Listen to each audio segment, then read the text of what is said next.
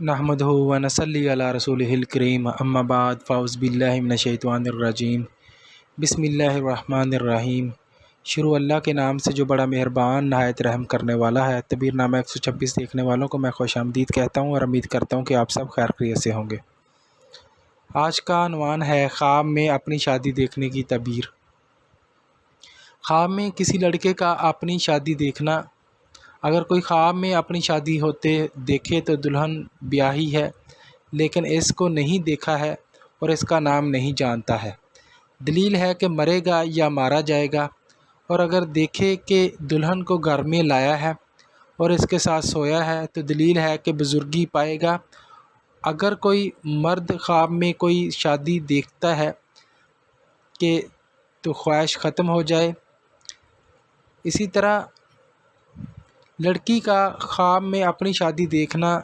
اگر عورت خواب میں دیکھے کہ اس کی شادی ہوئی اور اس کو خاوند کے پاس لے گئے ہیں تو دلیل ہے کہ اس کی عمر ختم ہو گئی ہے۔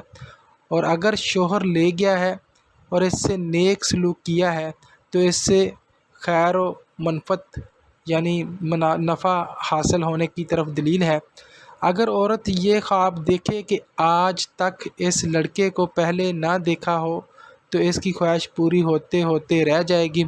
حضرت ابراہیم کرمانی فرماتے ہیں کہ اگر کوئی خواب میں دیکھے کہ شادی پہ ڈھول ہے، باجے ہیں اور بانسریاں بجائی جا رہی ہیں تو یہ خواب مصیبت پر دلالت کرتا ہے۔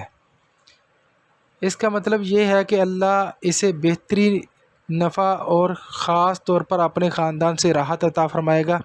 اگر شادی شدہ مرد دیکھے تو اس کا مطلب یہ ہے کہ اس پر اللہ تعالیٰ بہترین نفع اور خاص طور پر اپنے خاندان سے راحت عطا فرمائے گا۔ اگر شادی شدہ عورت دیکھے تو یہ کسی نقصان پہنچنے کی علامت ہوتی ہے۔ اسی طرح اگر خواب میں خوشی دیکھے تو غم پریشانی ہے۔ اگر دیکھے کہ کوئی خوش ہوا ہے دلیل ہے کہ اسے غم پہنچے گا۔ اور اگر مرد کو خواب میں خوش و خرم دیکھے دلیل ہے کہ اس کا حال نیک ہوگا اور اس کا خاتمہ نیکی سے ہوگا۔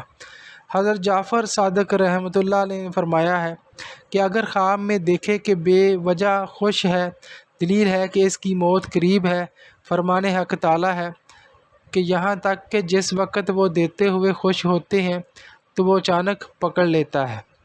یہی اس کی تعبیر تھی۔ اپنا ڈھیر سارا خیال رکھیے گا۔ اللہ حافظ۔